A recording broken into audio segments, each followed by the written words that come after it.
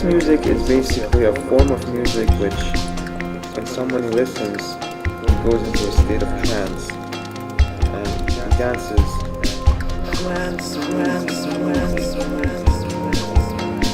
Trance music is basically a form of music which, when someone listens, he goes into a state of trance and he dances.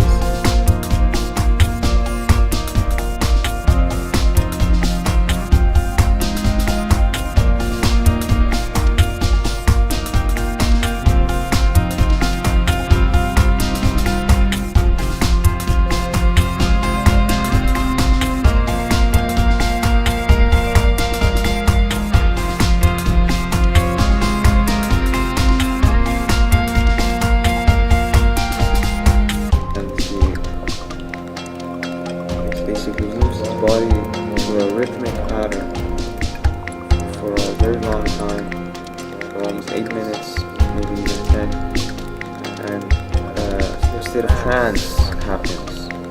That's why it's called trance, which means in Persian, halse.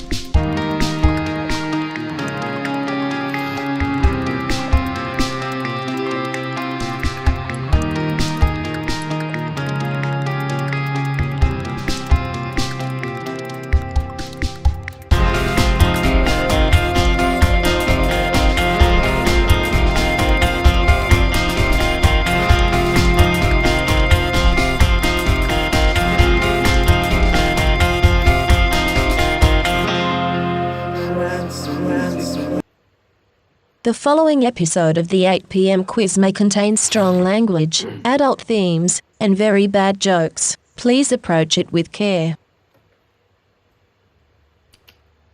Well, there's meant to be a sting there. Let's put the sting in.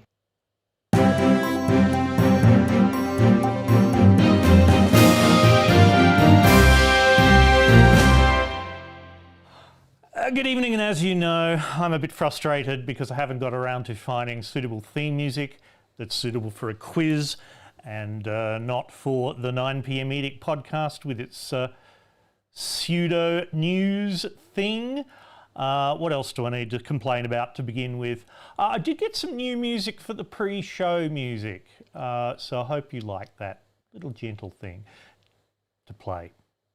As we start, welcome to the 8 p.m. quiz series 2. This is series 2, episode 3, take 2. As you probably know, we fucked it up last week on Thursday night. Equipment overheated. It was really unimpressive. The whole thing fell down in a heap. So here we are on a Tuesday night for a change, and I can see a bunch of you already, 16 people on the stream, which is fine. Hello, David Heath. Hello to Little Giants. That's PG's team. Hi, Bren. This week's episode is not brought to you by Bunnings Warehouse. Don't even have a sausage. There you go. Hi to Chrissy M. Yes, good to see you there. Hope the hair colour is working out fine. And here we are. I'm still Garian, by the way.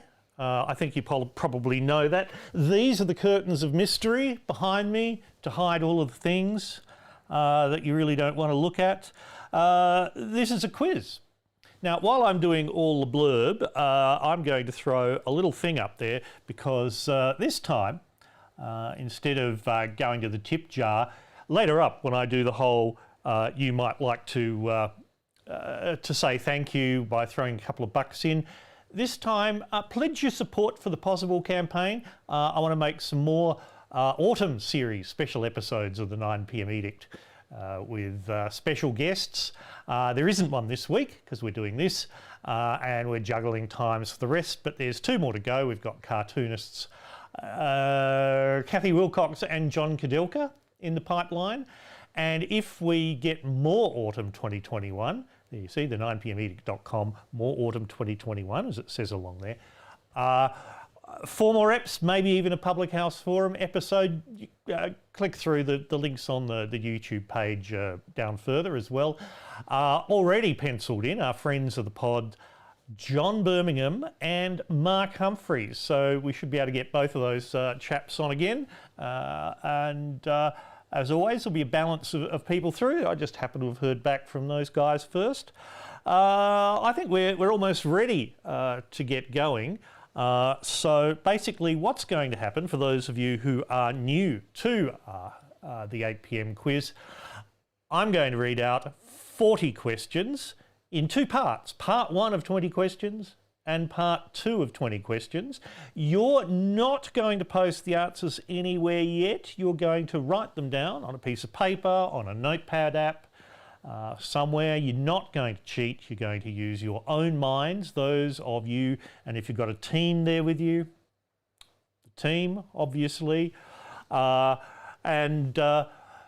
and halfway through, I'll go through the answers with you and score, mark, or judge or grade your answers, and then we'll go through part 2 once we see how we're going.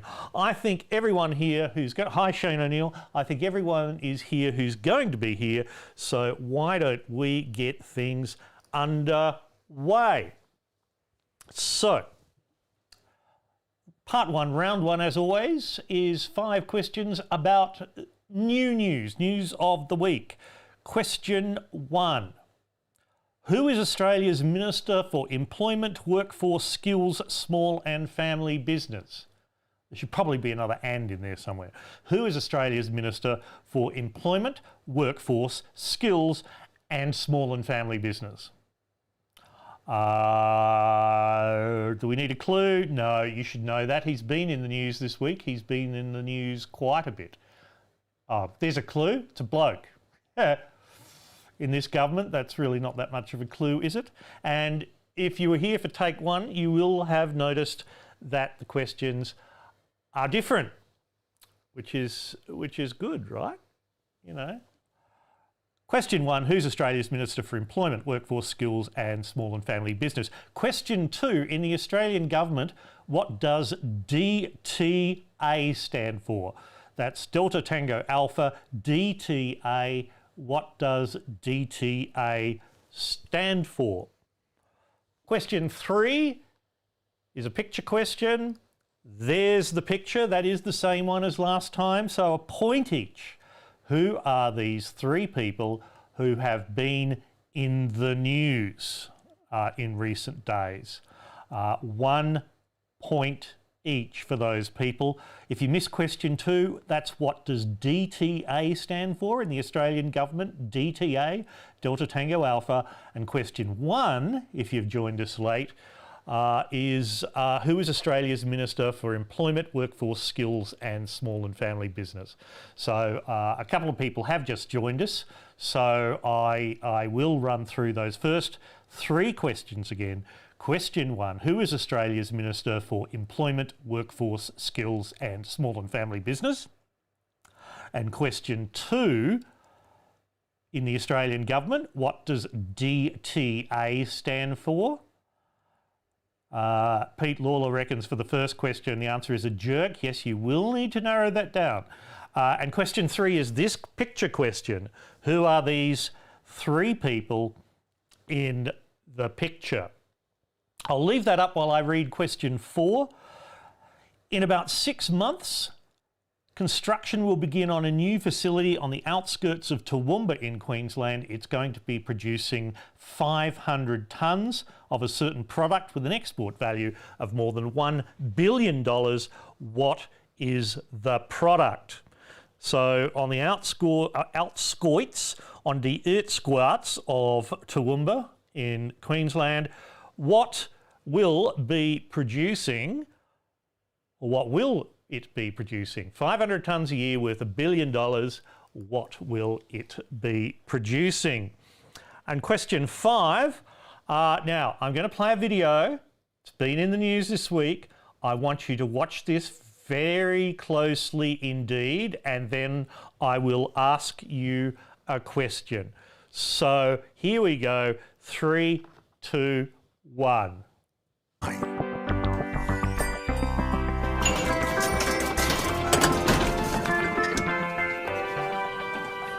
To cross into the action zone, both people must agree.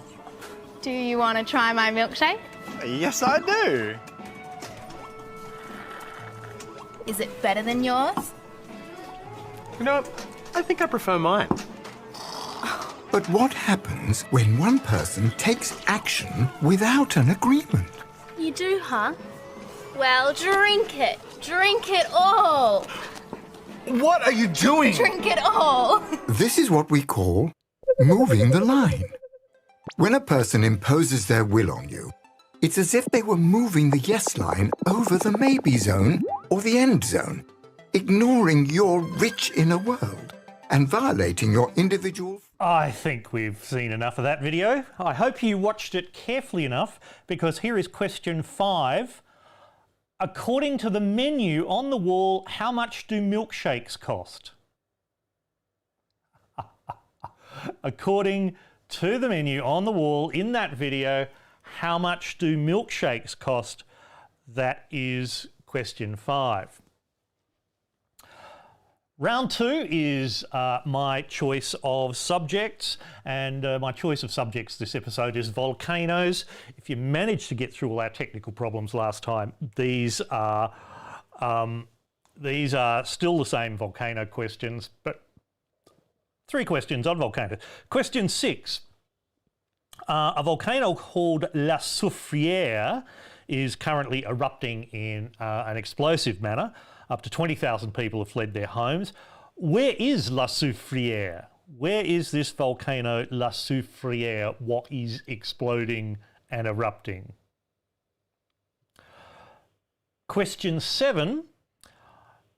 There is a volcano, a dormant volcano in Australia. I hope it's fucking dormant. There is a dormant volcano in Australia. Its indigenous name is Erangbalam or Eagle Hawk. What do we usually call it? What is its colonialist name? The clue is that there are 4 shallow lakes in the crater. I suppose it's a caldera of this dormant volcano. They're called Blue Lake, Valley Lake, Leg of Mutton Lake and Browns Lake, except those last 2 have dried out in recent years. Blue Lake, Valley Lake, Leg of Mutton Lake and Browns Lake are lakes in the crater of the volcano Erangbalam, which is normally called what? I'll give you a clue. It's Mount something. That's question 7. And question 8, in a certain famous science fiction novel, some adventurers rappel into an inactive volcano in Iceland. The volcano is Snæfellsjökull. What is the book and who wrote it? So a point each. Title, 1 point for the title, 1 point for the author of which science fiction novel sees adventurers rappelling into the Icelandic volcano Snæfellsjökull. I bet I pronounced that badly. Round 3 is the media in all of its many, many forms, the arts, music, film, television, books, paintings, whatever.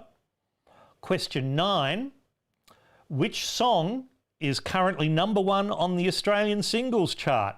And by the Australian Singles Chart, I mean the ARIA chart, the Australian Recording Industry Association chart, for the week beginning of 19th of April, which is this week. What's number one? I'll give you a choice of three. Is it A, Justin Bieber featuring Daniel Caesar and Givon with Peaches? Is it B, Glass Animals with Heatwave? Or is it C, Polo G with Rapstar? Is it Justin Bieber featuring Daniel Caesar and Givon? Is it Glass Animals? Or is it Polo G? Number one in the Australian Singles Chart. Question 10. Who came first, Beethoven or Brahms? Two European composers in the classical music genre, and I use that term loosely. Ludwig van Beethoven and Johannes Brahms, who came first.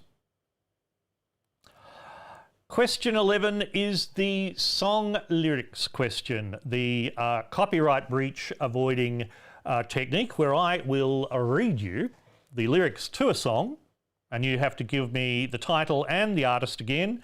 This is from 1995. This is a song from 1995. Here are the lyrics. It's 12 o'clock and it's a wonderful day. I know you hate me, but I'll ask anyway. Won't you come with me to a place in a little town? The only way to get there is to go straight down. There's no bathroom and there's no sink.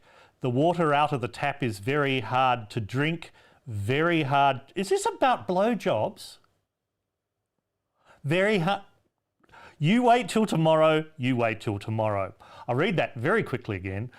There are more lyrics in the song, but this is all I'm going to read for you. It's 12 o'clock and it's a wonderful day. I know you hate me, but I'll ask anyway. Won't you come with me to a place in a little town? The only way to get there is to go straight down. There's no bathroom and there's no sink. The water out of the tap is very hard to drink, very hard to drink. You wait till tomorrow. You wait till tomorrow. I'm sure that's about blowjobs. Anyway, that's question 11, point for the title, point for the artist. Question 12. We're powering through it today. This is fantastic. I've jinxed it now. I've jinxed it. Question 12. Which actor of whatever gender, we use the gender neutral term actor on this quiz, has starred in all these numerical films? Here's a bunch of films. Who starred in all of them?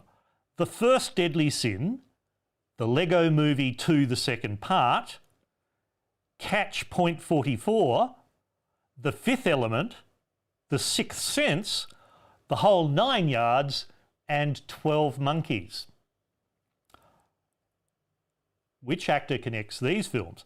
The First Deadly Sin, The Lego Movie 2, the second part, Catch Point 44, The Fifth Element, The Sixth Sense, The Whole 9 Yards, and 12 Monkeys. Question 13. Let's have another picture question. Here are three people, broadly speaking, from the arts, 1 point each for names.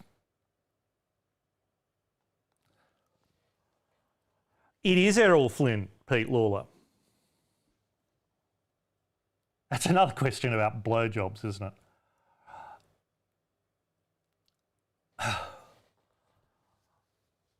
Who are these three people? Come on. I reckon one of them is really easy. One of them is fairly easy for Australians. And another one is probably a little harder. Okay. I'll leave that on screen for a little moment as I continue into the next round. Round 4 is the old news round. It's sort of history. Question 13 rather is the picture question. 13 is the picture question. That's on screen in front of you. Question 14. In what year was McDonald's founded? Have you heard of McDonald's? It's a hamburger place. Was it A, 1940, B, 1945, or C, 1950. McDonald's, founded in what year? A, 1940, B, 1945, or C, 1950? That is question 14. Ms. Cat says these picks are not easy. Okay. All right. Well, it's not an easy quiz, Ms. Cat. I mean, that really is... okay. Look... All right. Anyway, that's enough of the picture. I'll take this off screen. The pictures was 13. 14 is what year was McDonald's founded, 1940, 1945 or 1950. A bonus point for that, by the way, what city? What city had the first McDonald's store? Question 15, why are Richard and Maurice McDonald famous? Richard and Maurice, or Maurice McDonald. Why are those two McDonalds famous? That's question 15. Question 16. Where was the first steam-powered railway in Australia? And by first, I mean the first one that opened for service. And by steam-powered, I mean powered by steam. So some of you may know that there were early horse-drawn or other mechanically operated railways in the mining industry in Australia. We are not talking about them. We're talking about steam-powered railway. And I will accept as an answer the town or city at its main end, but you will get a bonus point if you correctly name the other end of the line. So the first steam-powered railway in Australia. That's question 16. Question 17, one for our friends in New Zealand. I don't know whether Jono's playing tonight, but hello if you are. Whinge if you're not. Question 17. New Zealand was first settled by Polynesians from eastern Polynesia. When? Was it the 1100s, the 1300s, or the 1500s? These years are in the Common Era, which is the polite and non-Christian way of saying the year of the Lord Anno Domini AD, but it's still the same years, so it really doesn't. You've heard me rant about that before. When was New Zealand first settled by Polynesians from eastern Polynesia? These are believed to be the first human settlers in New Zealand, the 1100s, the 1300s, or the 1500s. According to this, question 18 is another picture question. And so it is. You know the rules for picture questions. There are 3 people there. So it's a point each for their names. Now, I'm going to leave that on screen for a moment because the people who are racing ahead, you can perhaps bring that address up on your browser, scroll down, if you know the answers, and you can contribute to the ongoing disaster that is my media production. I could have made that a bit easier, couldn't I? But you know what I mean. If you just go to the 9pmedic.com, there's a bloody great thing at the front of it, and the 9pmedic.com goes straight to stillgerrigan.com now. Anyway, I really must sort out all those URLs. No, Ross, no. Those McDonald's did... Well, they might have had a farm. I don't know. That's not the answer I'm looking for. So if you think they're the McDonald's who had a farm, no, because it was the old McDonald had a farm, wasn't it? That's the issue there, isn't it? It was old McDonald who had a farm. That was question 18 is the picture question. That's a tough one, I think, this time. But scream if you want more time to just look at the picture in anguish. Question 19, which is round 5, the critter question. As I say, I'm going to persist in saying this. The critter question. 19, what is that? Please tell me what that critter is. I do like the stripy tail on this illustration. I don't know how that's really, likely to be anything, or the other kind of patch of coloration on its side. But there's a critter, and I would like to know what that critter is called. Pete Lawler keeps saying I'm being ageist. I don't quite know how. By saying old Mcdonald. No, that's just that. There's an old Mcdonald, there are young McDonalds, and it just happened to be an old Mcdonald, and I'm not talking about that one. It's like Pitt the younger and Pitt the elder. It's just how they were. One's older, one's younger.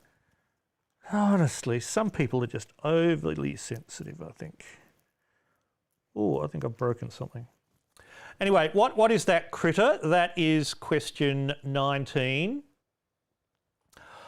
And question 20, which I'm calling round 6 for reasons that aren't entirely clear, is who am I?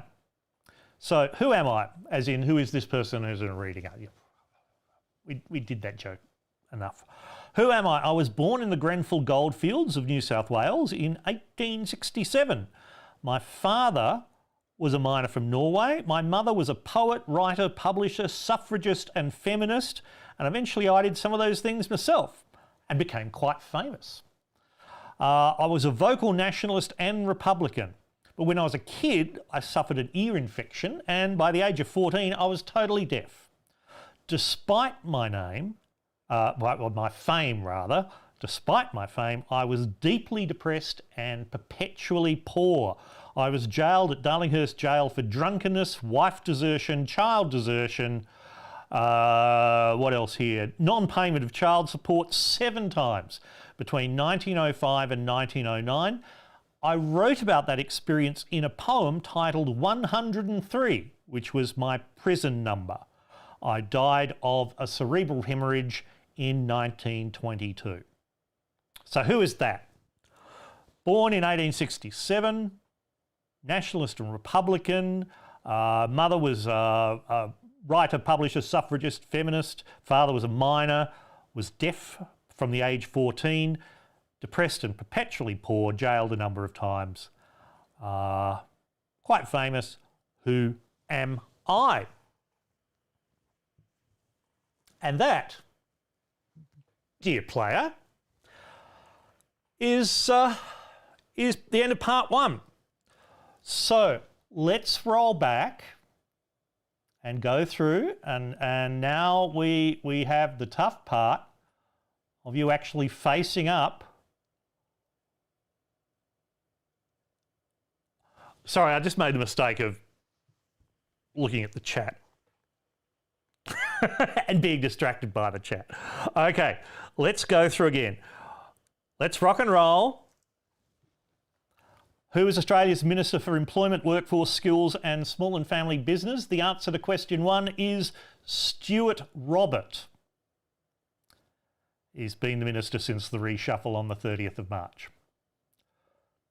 Question 2, what does DTA stand for? It is Digital Transformation Agency. I'll give a half a point for Digital Transformation Authority, I suppose. And as it happens, the minister in charge of that at the moment is Stuart Robert. So Digital Transformation Agency for the point, Authority for a half point. The picture question, which I need to roll back, sorry, to get question 3. There we go. Who are these 3 people? A point each for the following. Christine Holgate, former CEO of Australia Post, there on the left in happier times. Actually, no, I think that's a relatively recent photograph. In the middle, that is Dr. Fauci, Director of the US National Institutes of Allergy and Infectious Diseases and the Chief Medical Advisor to the President of the United States of America. John Fauci, isn't it? I forgot to write his name down in the answer sheet. There you go. And on the right, That is the late Australian fashion designer Carla Zampatti, looking somewhat younger there than she was when she died last week. Certainly she had a state funeral of all things last week, which, yeah, anyway. So a point each for Christine Holgate, Fauci, I forgot his name now, and Carla Zampatti. Question 4. The facility in Toowoomba will be producing marijuana, namely medical kinds of marijuana, but marijuana gets you the point. And finally, the brief video. Anthony Fauci, thank you, Bryn. What? Mental block. And question 5, how much did the milkshakes cost? The answer is $6 for a milkshake in that ad. That was a bit of a bastard question, wasn't it? Pretty crappy selection of milkshakes on offer there too. I wonder she ice creamed that cunt in the face. Okay, question 6, volcanoes. La Soufriere is in St Vincent in that much-loved trivia contest Answer St Vincent and the Grenadines. I will accept, of course, the full band name, St Vincent and the Grenadines, but that's where it is. Question 7, Eringballum or Eaglehawk is Mount Gambier in South Australia, in the southeast of South Australia, near the Victorian border, so a point for Mount Gambier. And which famous science fiction novel, I won't say the name of the volcano again, title and author, 1 point each, Journey to the Centre of the Earth by Jules Verne. Journey to the Centre of the Earth by Jules Verne, 1 point for each of those facts. Question 9, song at number 1, the answer is A, Justin Bieber featuring Daniel Caesar and Givon with Peaches. A was the one I gave. That is gets you the point. The other one's Glass Animals song Heatwave is currently at number 3, and Polo G's Rap Star is currently at number 4, and currently at number 2, just to round that out, is Lil Nas X's Montero, Call Me By Your Name. So anyway, Justin Bieber gets you the point there. Question 10. Who came first? Beethoven or Brahms? It was Beethoven. Beethoven lived from 1770 to 1827. Brahms from 1833 to 1897. They weren't even alive at the same time, which is sad. So a point there for Beethoven. The song lyrics, it is a point for the name Tomorrow and a point for the artist Silverchair. It was overall number 19 in the singles charts for 1995. So a point for Tomorrow, a point for Silverchair, and off we go. Question 12. Which actor is in all of those movies? The answer is Bruce Willis. Bruce Willis is the answer. If you'd not heard of some of them, I mean, he only obviously was a voice actor in the Lego Movie 2. Catch .44 was a direct-to-DV crime thriller from 2011. So anyway, the others are, I thought Fifth Element, Sixth Sense and 12 Monkeys are possibly a bit of a giveaway there, but that's it. And question 13, picture question. Okay. People said this was hard. On the left, that is David Byrne of Talking Heads fame. Also worked with Brian Eno on many things. You know, David Byrne, Talking Heads frontman. That's him there. In the middle, that is Mark Holden from the time when he was when he was. Oh, no, that's when he was doing his music. He was also in the soap Young Doctors about that time. And of course he does things. So that's David Byrne, Mark Holden, and on the right that is Jessica Alba. Bit misleading to use a TechCrunch photo of her, but apparently she's been getting into all sorts of relevant entrepreneurship things there as well. So that's a point each for each of those names. Excuse me while I just fuck up a few things here. Okay, sorry about that. Question 14. McDonald's was founded in A, 1940. So a point for that. So that's 90, on the bonus point, sorry, I keep forgetting the bonus point. San Bernardino, California was where the first McDonald's stall was. Okay, I'm getting that was a hard picture round. I'm accepting this feedback, and we'll see how we go after that. So San Bernardino for the bonus point anyway. Question 15, why are Richard and Maurice McDonald famous? They founded McDonald's in 1940. Does that count as a trick question? I don't know. Right. What else is happening here? Question 16, where was the first steam-powered railway in Australia? The answer is Victoria, and you get a point for Melbourne, and you get a bonus point if you know that it went from Melbourne to Sandridge or Port Melbourne. So it's a point for Melbourne and a bonus point for either Sandridge or Port Melbourne. Interesting, that was in 1854. The next one was the year later, 1855, was Sydney to Parramatta. So a close thing there. Question 17, when was New Zealand first settled by Polynesians? The answer is the 1300s, is currently your best bet on that. That's why I spaced them 200 years apart, because there's some argument around the edges there.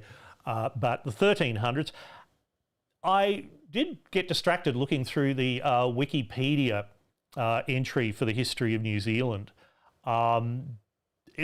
There's quite a lot of interesting references to when the first settlement came through. Yeah, David Heath, I reckon the McDonald's making burgers is indeed close enough for me. You got the gag, so that's it. Question 18 was another picture question. This one's possibly tough. A point each for these.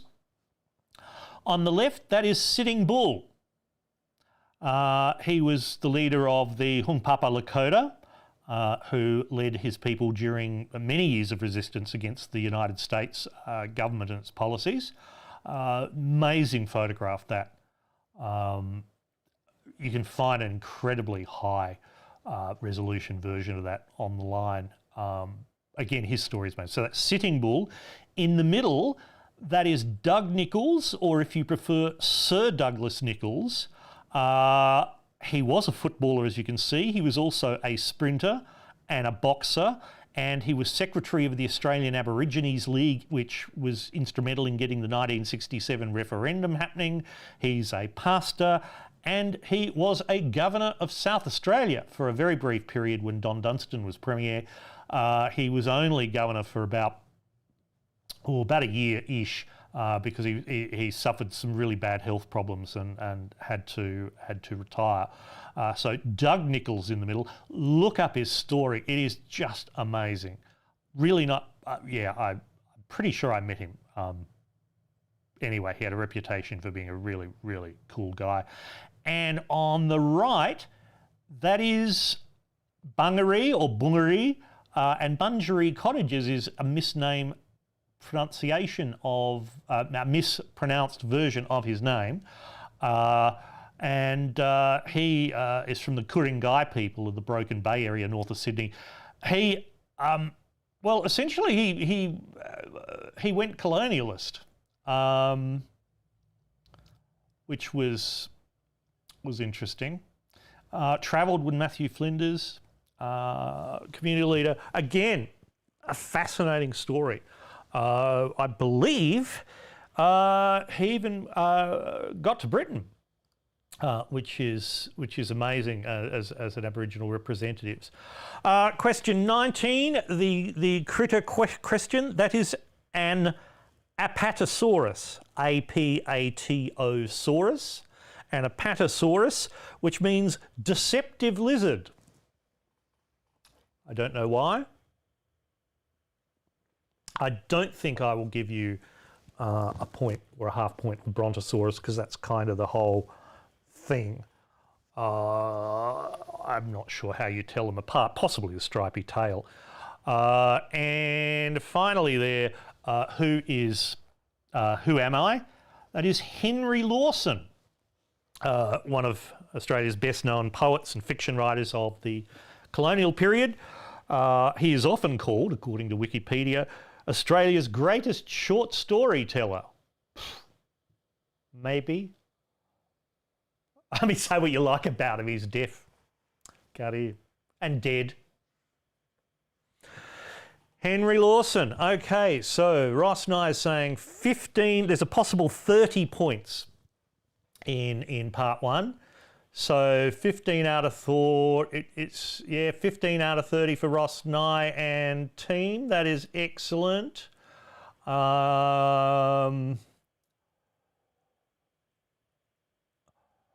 David Heath, San Bernardino is in the greater LA County. Half point, mate. Half point. Does Paleo Pete eat dinosaurs? I don't know. I don't know. So I'm going to plough ahead with part two, and of course part two does contain platypus round, and here it is. Here, I need to turn down the platypus noises quite a lot, otherwise you won't be able to hear me. Shane O'Neill and team got 15, 17 for Brent. 17 out of 30 is not bad, Brent. Anyway, we're in the platypus round. 4 questions courtesy of the snarky platypus. 10 for Chrissy M. Sorry, that's bad. 15, yeah, okay. Question 21 now. Question 21, who won the W League Grand Final held the weekend before last? I believe that is a variety of round ball football. Who won the W League? And a bonus point, what was the score? The full-time score. So that's question 21, who won the W League? And bonus point for knowing the score. Question 22, what is the name of the longest road tunnel in the world? And a bonus point, which country? Okay, well, it's not really a bonus point, 2 points. The longest road tunnel in the world, a point for the name of the tunnel, and a point for the country it's in. So there's a clue there, it's only in one country. Is that a clue? I don't know. That's question 22. Question 23, which ethnic group founded the Qing Dynasty in China? That's Q-I-N-G, the Qing Dynasty. Which ethnic group is them? David Heath's right. Anything over 10 out of 30 in the first half, that's pretty good in this. And question 24, in terms of population in Africa, what is the second most populous country in Africa? That's question 24, and that gets us to the end of the platypus round. I hope you enjoyed those questions. Next round? Round 8 if you can be bothered doing it. I don't know, I just shifted question numbers, right? Question 25. This is the geography round. 5 questions about geography. Something like I should stop. Let's look a bit Yoda-like. Question 25. Which is further south? Christmas Island or Easter Island? By Christmas Island, I mean the territory of Australia, not Kiribati or Kiribati, whatever, in the Pacific. I mean Christmas Island, the Australian territory, or Easter Island. Which one is further south? Question 26. Easter Island is a special territory of which country? Easter Island is a special territory of which country? That's question 26. Question 27. Greece, the country Greece, shares land borders with which other countries? I won't tell you how many there are, but there's 1 point for each of them if you can get them. Greece shares land borders with which countries? You might as well have a go. I just realised I should be taking off a point for each one you nominate that's wrong, shouldn't I? Just to stop you naming every country you think of in kind of that part of the world. Anyway, Greece shares land borders with which countries? There's more than one.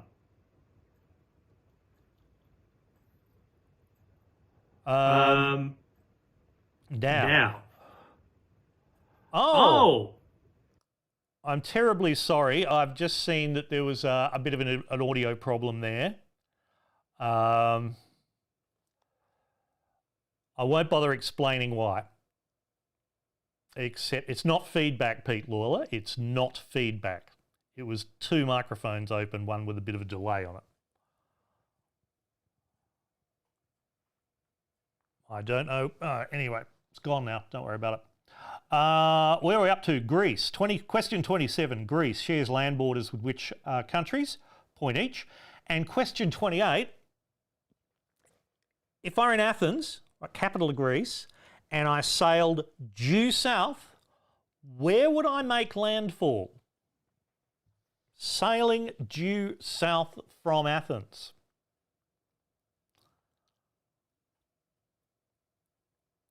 Okay, question 25 and 6. So I'll run through them again. 25, which is further south, Christmas Island or Easter Island? Question 26, Easter Island is a special territory of which country? Question 27, Greece shares land borders with which other countries? 1 point each. And question 28, if I were to sail due south from Athens, where would I make landfall? I want the name of the nearest cafe. No, I don't. Okay. And question 29, it's the map question. If you're new to the quiz, this is a love you or hate you thing. In the map question, I'm showing you a bit of the world. In this case, it's West Africa. And I've numbered a bunch of countries there. And I'm going to read out 5 country names, and you have to give me the corresponding letters. Okay? Should be straightforward.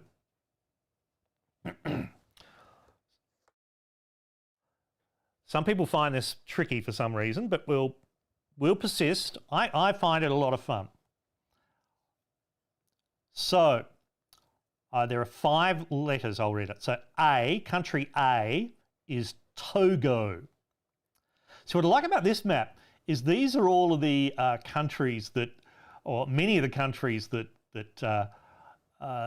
pub quiz players, really get into and go, oh yeah, I can remember all of these particular countries, and I can name them because they're good answers. So, all right, do you actually know where they are? So A is Togo, B is Nigeria.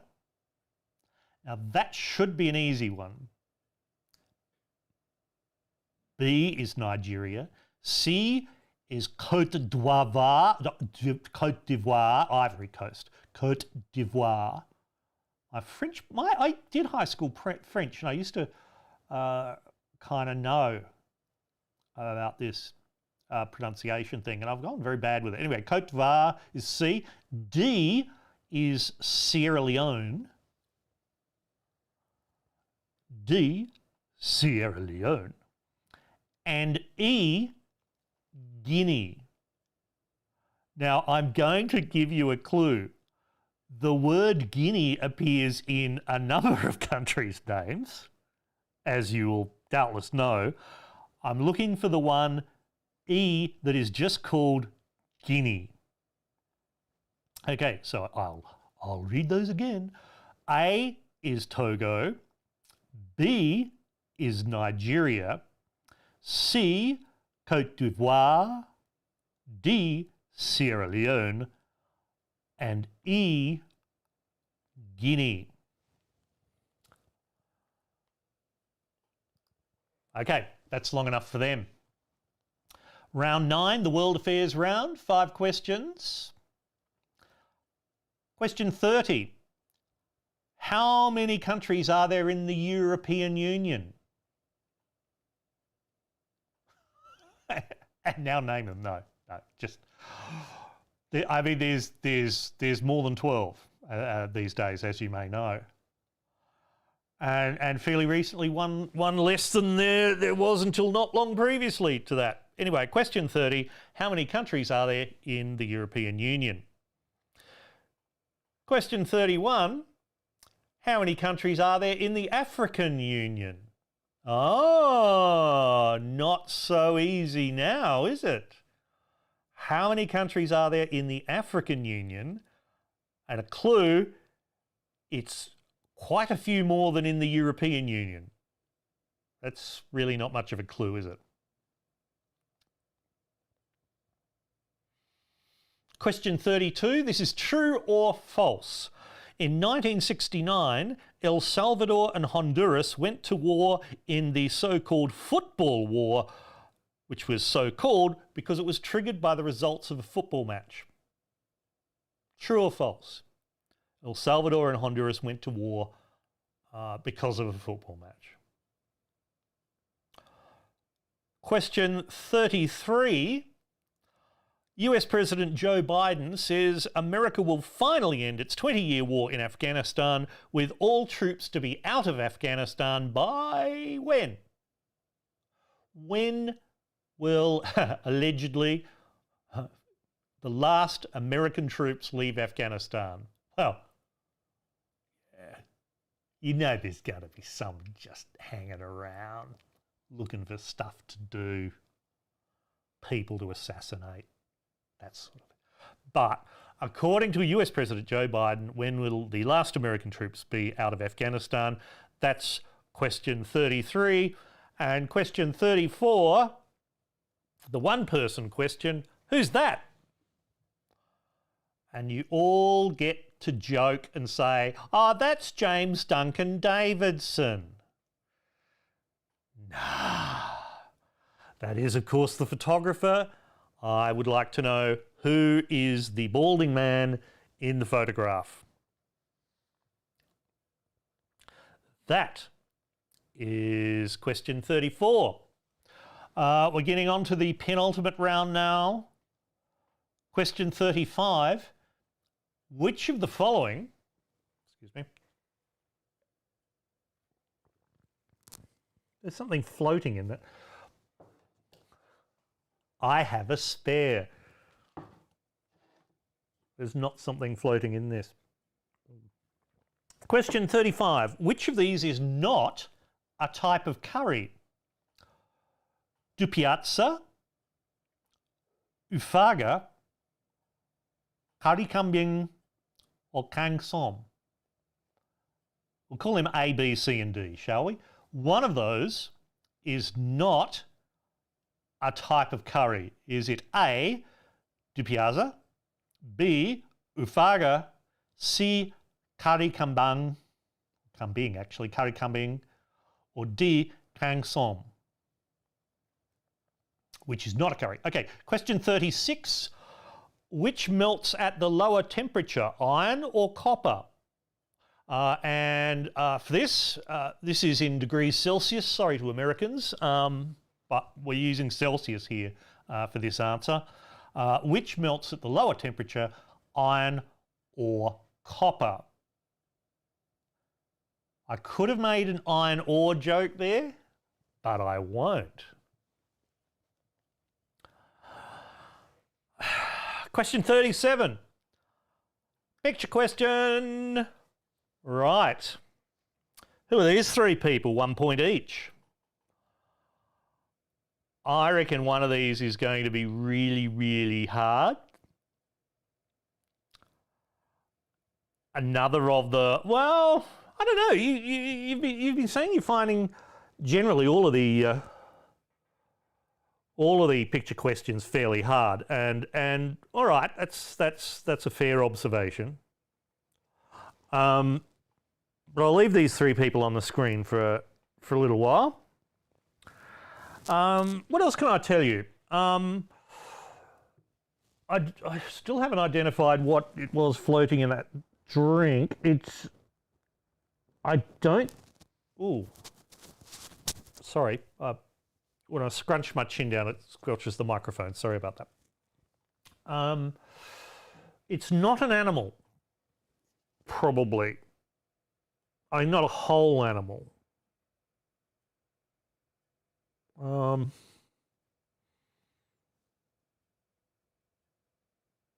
No, really not quite sure what that is. It doesn't matter. I have a spare drink, as you know.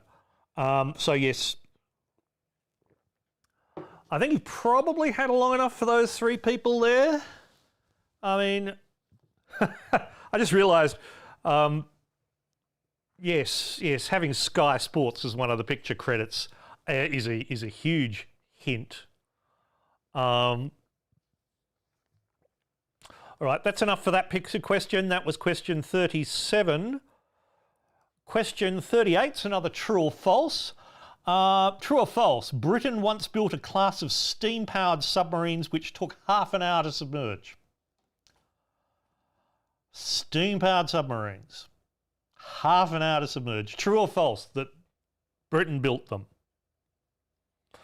Question 39 I've started doing a what city is this? So what city is this for question 39? I'm really going to... Oh, I see. If you guess what's in my drink, Brian, I mean, the drink itself is just water. The thing, I don't know. I don't really have an easy way of getting a close-up camera to it. So there you go. Question 39, what city is that on the screen? And question 40 is the one where you have to choose what this thing is. This is the final question today, and it's a 10-point finale, okay? This will fuck you up. Get this right, you get 10 points. What is the Mersbauer effect? M-O-S-S-B-A-U-E-R effect. What is the Mersbauer effect? Is it A, a low-budget 1970s science fiction film from Germany about an attempt to make a Kriegsmarine warship invisible, the inspiration for the 1984 Hollywood film The Philadelphia Experiment? Is it B, a racehorse from the Luxembourg stables Reitstall Lanestag, that horse, the Mersbauer effect, being winner of the UK Grand National in 1927, despite almost falling at the canal turn? Or is it C, the Mersbauer effect is also known as recoilless nuclear resonance fluorescence, a physical phenomenon discovered by Rudolf Mersbauer, and it's about gamma ray resonance in crystals. So, the Mersbauer effect, is it a low-budget 1970s science fiction film, the inspiration for the Hollywood film The Philadelphia Gabbling Philadelphia Experiment? Is it B, a racehorse from Luxembourg stables who won the UK Grand National in 1927? Or is it C, recoilless nuclear resonance fluorescence, and it's about gamma ray resonance in crystals? So that is part 2. Well,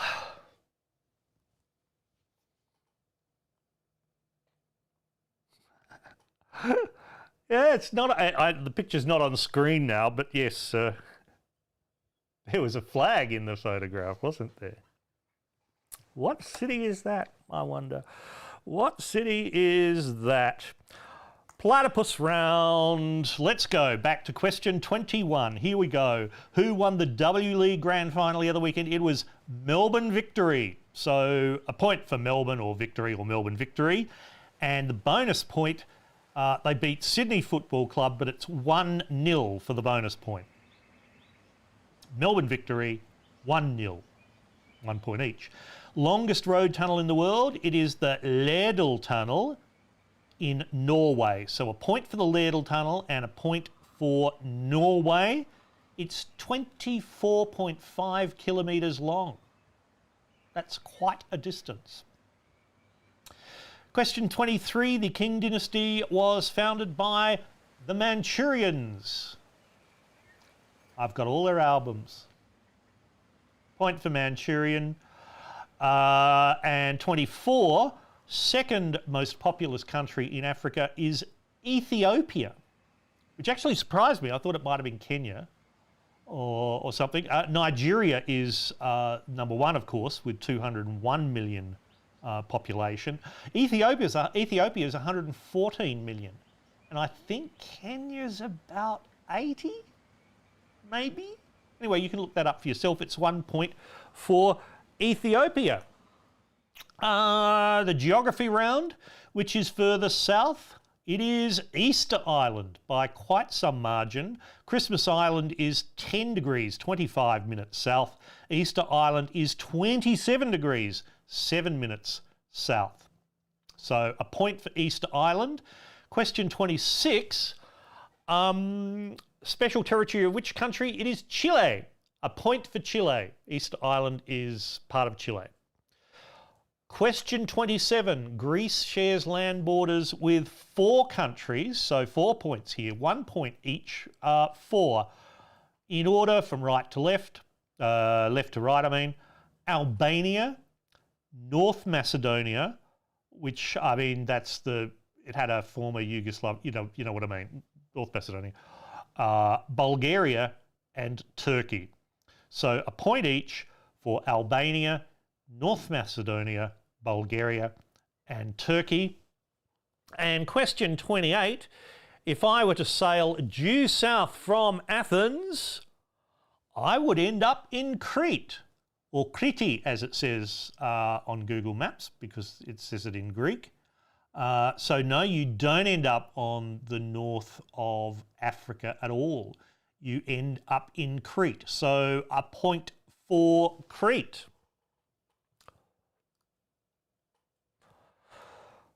Question 29, the map question. Okay. A, Togo, that is number 9. Number 9, a point for 9. B, Nigeria, that is 11. As you can see, it's quite large there. Big populous river delta there in a couple of places. As we just heard. How many people? Oh, I haven't told you yet. Yes, I have. 201 million people. So B, Nigeria, 11. C, Côte d'Ivoire, that's number 7 there. D, Sierra Leone, that's number 5. I nearly went to Sierra Leone. That thing I did some years back with ActionAid where I went to Tanzania to look at a few things. Before they settled on Tanzania, they were toying with the idea of going to Sierra Leone, which I would have liked to, but apparently the whole thing about, yes, let's look at blood diamonds, someone kind of bothered to look about how terrible and violent that might get. So it was all, no, maybe let's not send Stilgarian to Sierra Leone. But Sierra Leone's number 5, and Guinea, just by itself, is number 4. All that valley there. So I'll run through them, left to right, 1 to 11. Number 1 is Senegal. Number 2 is Gambia, which is just along that river valley there for some reason. Number 3 is Guinea-Bissau, Okay, one of the Guineas. So 3 is Guinea-Bissau, 4 is Guinea, 5 is Sierra Leone, 6 is Liberia, shipping capital of the world, 7 Cote d'Ivoire, 8 is Ghana, 9 is Togo, as I said, 10 is Benin, and 11, as I said before, is Nigeria. And if you see right down in the bottom right corner, there's a little island. Well, it's quite a big island there off the coast. That's Equatorial Guinea, should you ever need to know that for your trivia purposes. So there you go. Ross and I got 5 out of 5 for that. That's pretty impressive. Well done. World Affairs round, question 30. How many countries in the European Union? The answer is 27. 27 for that. Question 31. How many countries in the African Union? 55. 55 countries in the African Union for the point. By a comparison of population, by the way, the European Union has a population of 447 million. The African Union has a population of 1.3 billion. So what's that? That's 3 times as much. And yet we know more about Europe than Africa. Interesting. Interesting. Question 32, true or false? It is true. El Salvador and Honduras went to war in 1969 in the football wars. I mean, it wasn't solely about the football. There had been ongoing tensions between the two countries for some time and really quite nasty stuff. But there was a World Cup qualifier series between El Salvador and Honduras, and you can look it up. Just look up the football war on the Wikipedia, and you'll find that escalating violence between soccer fans in the two countries ended up rolling over into really war. I won't go through the full details. That's true. Question 33, US troops out by the 11th of September. I'll accept 9/11 in the American fashion, given that it's an American question. But September the 11th, you get half a point by the 1st of May. There's a beginning thing on the 1st of May that has been part of the discussions. But the 11th of September gets you the full point. Question 34, the picture question. That's this picture question. That is... Jeff Bezos, founder and head of Amazon, net worth $177 billion. Jeff Bezos for the point. That cunt what runs Amazon for half a point, variations thereof, because I do really want the names. There you go. That's Jeff Bezos. I have no idea why he's so excited there. There you go. Round 10. Question 35. Which of these is not a type of curry? The answer is B, Ufaga. Ufaga is in fact a genus of poison dart frogs. These are the frogs from which you get the poison to make poison darts. Ufaga is that. The others are all curries. Dupiaza is double onion curry. Curry kambing is Indonesian goat curry. And Kangsom is Thai sour curry. The latter two are probably a giveaway because I, tried to pronounce them in their appropriate accents. Sorry, B anyway, Ufaga for the point. Which melts at the lower temperature, iron or copper? It is copper by quite a big margin.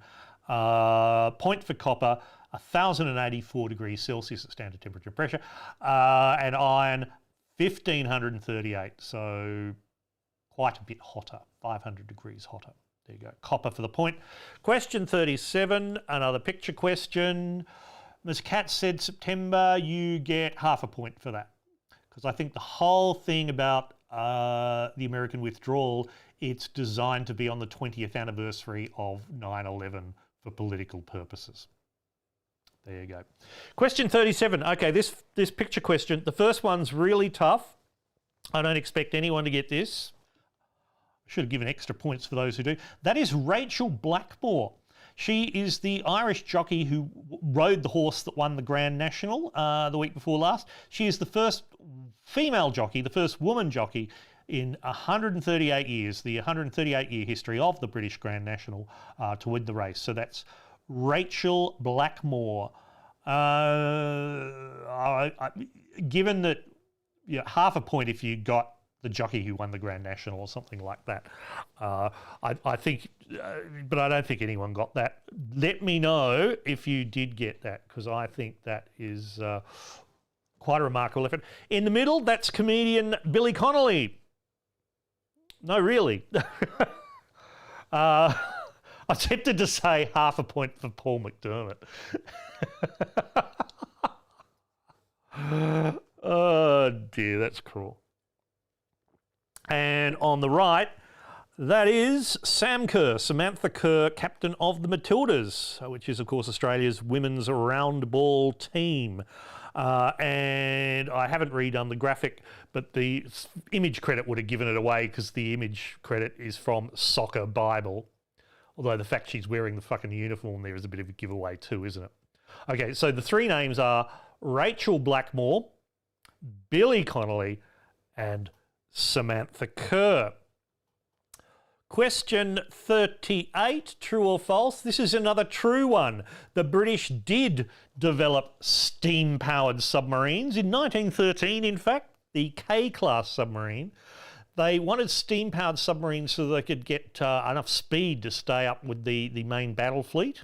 There was this idea that submarines would be scout ships for the battleships and needed to be able to travel fast. So this could travel at 24 knots or 44 kilometres an hour on the surface. And the theory was that it could then turn and outrun any threat. The thing is, steam powered meant you had boilers, and to submerge you had to extinguish the fires in the boiler. They were oil fired, I hope, not coal. And then you had to kind of vent out the fumes, and then you had to lower those twin funnels, and then close the hatches over the funnels, and then there was all sorts of other things, because I mean diesel engines weren't really capable of that sort of speed at that point. So yes, they took half an hour to submerge, and even then they were just terribly stuffy and hot because the boiler was like full of boiling water. Anyway, overall a dumb idea. Is the K-class submarine. So true is the answer to question 38. Question 39, what city is that? That is Kyiv. Kyiv in Ukraine. We say Kiev. Kyiv is closer to the relevant pronunciation there. Yes, that building in the background, which kind of reeks of being a government building, you can see the Ukrainian flag on the top there in blue and yellow, blue and gold. So a point for Kyiv.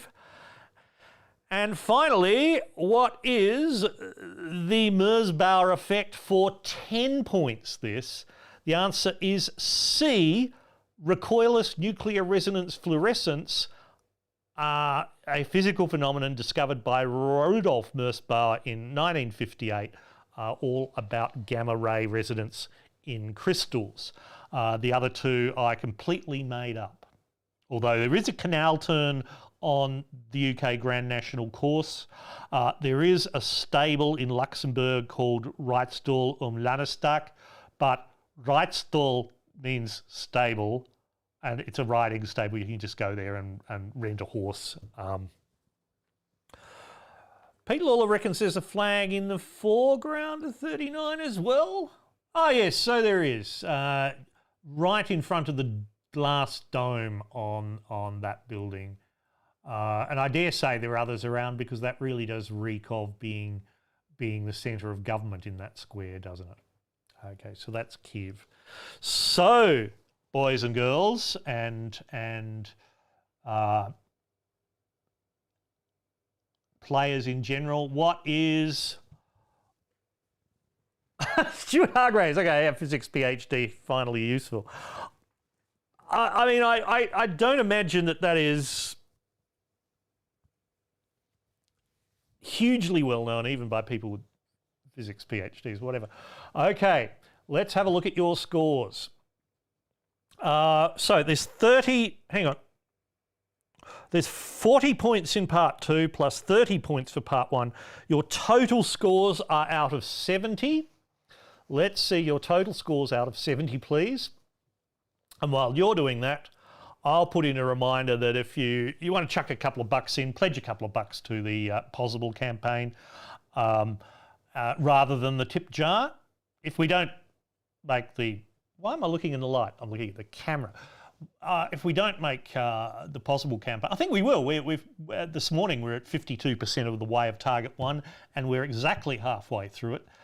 So there's usually more of a rush in the end. They have these POZIBLE campaigns have a kind of U-shaped thing. You sort of get a huge burst when regulars go, oh, beauty, that, and then it drops off, and like in the middle, you like nothing much happens, and then the last day or two, you get another rise up to do that. But if for whatever reason the POZIBLE campaign doesn't make it, I'll hit you all up to say, chuck it in the tip jar anyway, and we'll try and get through some there. So let's have a look at some of these scores coming through. 32 overall for Chrissy M. That's quite good. 45 from Shane O'Neill. Yes, that's good. Team we still don't have a fucking name yet. 41. PG 20.5. They're still pretty good scores. 16, 22 and a half for Ms. Cat. 38 Stuart Hardgraves. 44 out of 70 for Bren. Pete Lawler scored 0 because scoring is classist. Yeah, fair enough. 35 out of 70 PG. That is good. Okay, good. Look, you know, some lovely things this week. So, thank you. That seems to have worked. I'll look back at the recording to just see how much of it screwed up. You can tell friends to play later. This will be on the line. I've told you about the POZIBLE campaign. I need to tell you the next episodes. We're back on the 3rd Thursday of the month again. So that's the 20th of May and the 17th of June. Anyway, 20th of May is the next one on the Thursday night. Done that. The scores. I'll look at the chat later so I can see what the scores are. I still don't know how this will work in terms of some leaderboard. I'll figure that out. Further ahead, the plan is really to do May and June, and then in a new financial year, I'll kind of look at everything and decide how I'll continue. But please tell your friends, suggest they come and play next time. And that's it. That's it, really. To take us out, look, here's a bit of music and some magpies.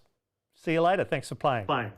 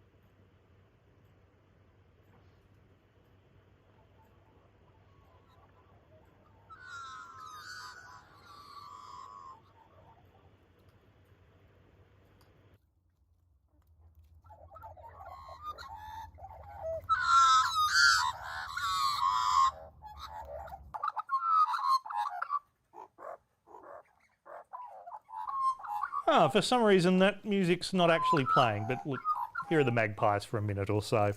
See you next time.